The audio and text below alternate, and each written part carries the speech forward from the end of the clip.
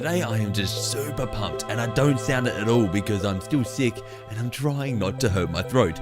But this morning we got a leak about Ni no Kuni, and then to top that off, yesterday Platonic, which if you don't know who Platonic is, there's a 50-50 chance your favorite game from the N64 was made by someone in this team. But Platonic, they let out a tweet saying that tomorrow they're going to be announcing something. Basically, the tweet actually said, "We'll be back tomorrow," with some shifty eyes, and everyone's kind of like, "Ooh, what are they announcing?" And I certainly was like that. Was it going to be DLC, or was it going to be a sequel to this game? And they're like, "No, it's not a sequel, it's not a DLC.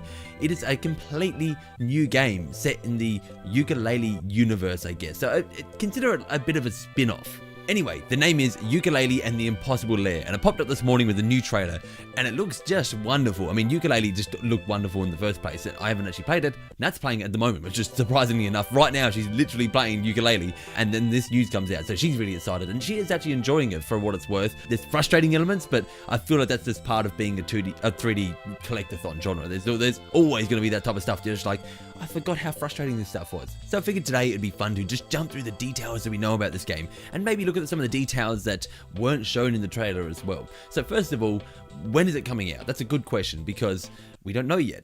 But they did say it's coming out later in the year, however, sooner than you think.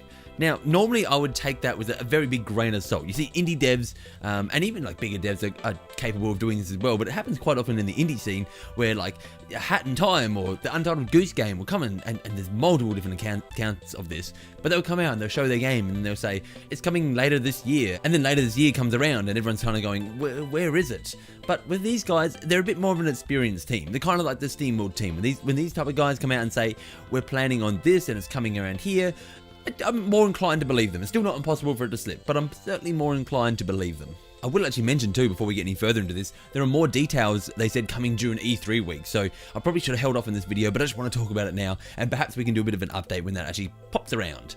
Anyway, we also know there's a physical coming, which is rather exciting for those physical collectors like myself, and like I know a lot of you out there are. The physical version is coming to Switch, PS4, Xbox, and not PC. The game's coming to PC, but not the physical version. The game's website said it's launching digitally, which makes me assume that it's probably coming at a later date physical. It's not going to be day and date when the game launches that the physical is going to be out, although it will be in physical stores if you want to go get it from a store, which getting it in store is actually a big bonus for me, because down here in Australia it's very expensive to get like a super rare game or a limited run game, because we pay a lot to get the shipping down to here. So if it comes to Australian retailers, it's just a lot cheaper for me to get. Now the gameplay itself, this is where it gets rather exciting and different. Like I said, it's not what I was expecting. It's a 2D platforming game and a hybrid with that of a adventure game. So the way I like to think of this is like it's a Donkey Kong Country style 2D platforming game, and then mixing that with an overworld that is like a Zelda, a top-down Zelda, Link to the Past, something like that type of game. I want to talk about the 2D platforming side of things first, because instantly when you see this and you hear this, you're just like,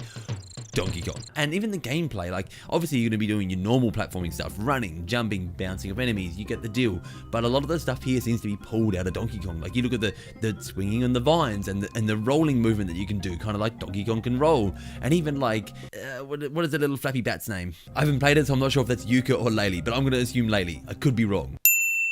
Your little purple friend here allows you to do like a mid-air twirl, kind of like Dixie Kong can do when she's in the air. That's kind of a bit of a first glance look at it and what you'd kind of pull away from it.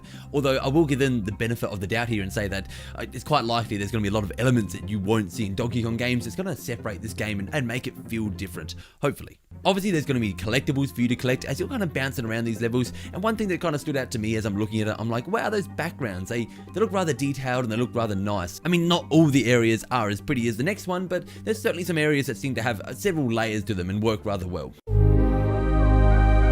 Now the 3D overworld is where it kind of gets a little bit exciting for me, because looking at this I'm just like, I just kind of want the whole game in this. Like, that looks really exciting. I want them to make a Yooka Laylee Zelda-like, and that's kind of what this looks like. When you first look at it, there seems to be walls with rocks that you can break, there's chests over the world map, there's areas that seem to be inaccessible until you get a certain power up. It just seems to be made up of all those different type of elements, and then the camera angle and everything like that really gives it a strong Zelda vibe. So that's exactly what I'm expecting out of this, except for the fact that there are going to be these books scattered around that will then jump you into the level that you want to do. One thing I did notice here is that when you go to jump into a book, there seems to be like two type of levels that you can do. There's the normal side, and then there's the flooded side. kind of reminds me how Yoshi's Crafted World worked with this type of stuff. Although I'm not going to do a deep dive into this now, simply because there's not enough footage to speculate on in the first place, and I think that's something that we can do in the future when maybe we do get this more footage around E3 time, which is right now.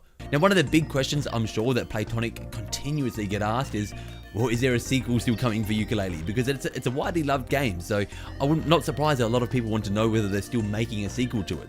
And by the sounds of it, a sequel could be something they're heading towards in the future, but for now they wanted to focus on trying something different with the IP, just taking it in a different direction, getting a bit playful with it. Just to take from their words in particular, they just kind of want to approach each game with new mechanics and new gameplay that isn't necessarily limited to what happened before. Which I think is good, because at the end of the day, I think that stops them from getting burnt out and just making the same game over and over again. It gets them all fresh and excited about making something different, and then when they come back to making a Yooka Laylee sequel, in their head, they're all fresh and excited for Yooka Laylee, the original again. It's kind of one of the reasons that I enjoy the SteamWorld games and the devs with them, because I feel like they get to be playful every time they make one, and then when they come back to make SteamWorld Dig 2, they were like, yes, let's take this to the next level, and they did that. Now, I'm positive that a lot of you just went, whoa, I know this music, and of course it is David Wise and Grant Coco back again.